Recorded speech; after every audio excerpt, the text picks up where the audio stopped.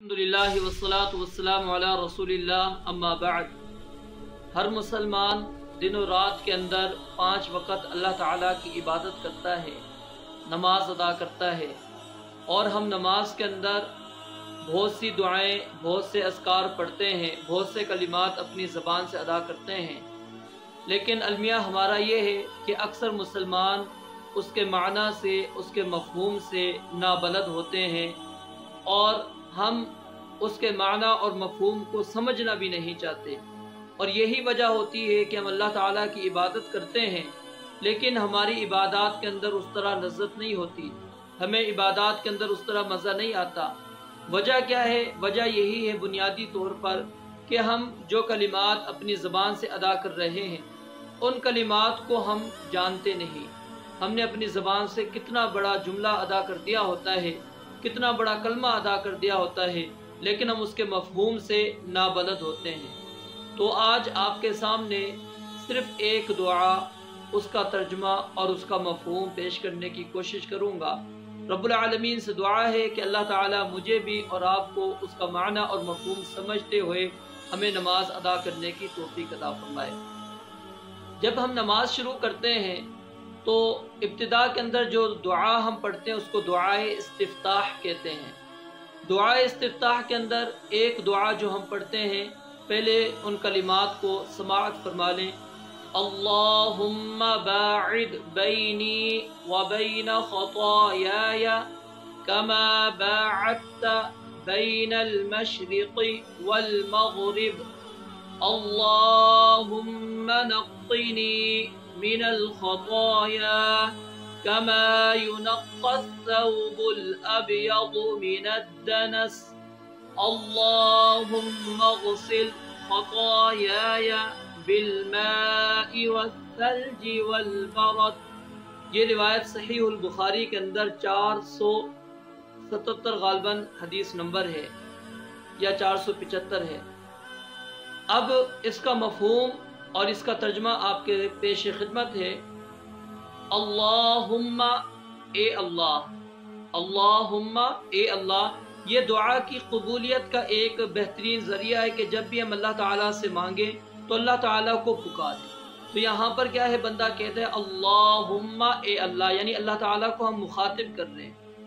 اللہم اے اللہ، باعد دوری ڈال دے، باعد دوری ڈال دے، حکم ہے، امر کا صیغہ ہے۔ باعد دوری ڈال، بینی میرے درمیان، وبین خطایای اور میری غلطیوں کے درمیان، میری خطاؤں کے درمیان۔ اے اللہ میرے اور میری خطاؤں کے درمیان باعد دوری پیدا کر دے، دوری ڈال دے۔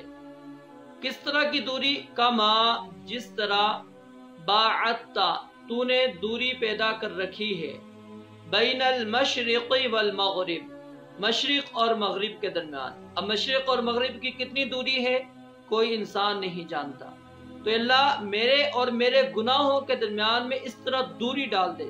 یعنی جب انسان اللہ تعالیٰ سے ان کلمات کے ساتھ دعا کرتا ہے، اور جب ہم اس مفہوم کو سمجھتے ہوئے اللہ سے یہ دعا کریں گے اور اللہ تعالیٰ سے یہ مانگیں گے کہ اللہ میرے اور میرے گناہوں کے درمیان میں دوری ڈال دے، یعنی مجھے گناہوں سے بچا لے، مجھے گناہوں سے محفوظ کر دے، میں تیری عبادت کرنا چاہتا ہوں، تیری نافرمانی والی جو زندگی میں گزار رہا ہوں کہ اللہ مجھے اس زندگی سے محفوظ فرما، مجھے بچا اپنی غلطیوں سے، اپنی کمزوریوں سے، کوتاہیوں سے، میں تیری عبادت کرنا چاہتا ہوں۔ اللہم باعد بینی، اللہ میرے اور میرے گناہوں کے درمیان میں دوری ڈال دے، جس طرح کہ تو نے مشرق اور مغرب کے درمیان میں دوری ڈال رکھی ہے، دوری پیدا فرمائی ہے۔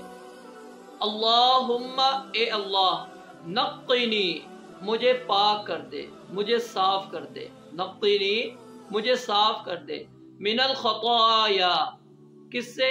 غلطیوں سے، کما جس طرح ینقی الثوب الابیض سفید کپڑا صاف کیا جاتا ہے، من الدنس میل کچیل سے، یعنی جب سفید کپڑا میلا ہو جائے، اور سفید کپڑے کی مثال یہاں پر کیوں بیان کی گئی ہے؟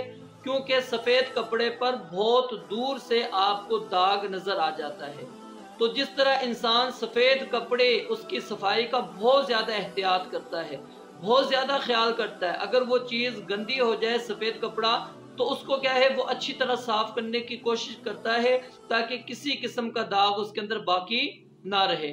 تو بندہ کیا کہتا ہے، اللہم نقنی من الخطایا، اللہ مجھے گناہوں سے اس طرح پاک کر دے، اس طرح صاف کر دے، کما ینقی الثوب الابیض من الدنس، جس طرح کے سفید کپڑا میل کچیل سے صاف کیا جاتا ہے۔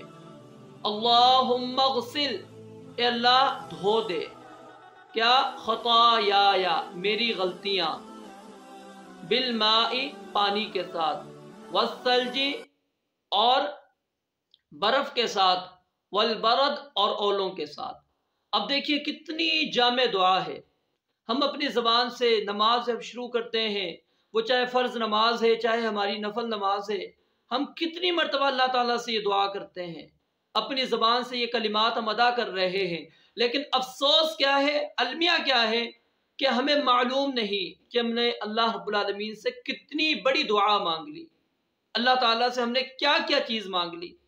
ایک تو انسان نے اپنے گناہوں سے دوری رب العالمین سے طلب کر لی، پھر انسان نے اپنے گناہوں کی بخشش اللہ تعالیٰ سے مانگ لی، اور بخشش کا انداز بھی دیکھیے کتنا اللہ رب العالمین کے سامنے اس نے رکھا بندے نے کہ اللہ مجھے اس طرح پاک کر دے، اس طرح صاف کر دے، جس طرح سفید کپڑا بالکل میل کچیل سے صاف ہوتا ہے اس طرح مجھے دھو دے، مجھے صاف کر دے۔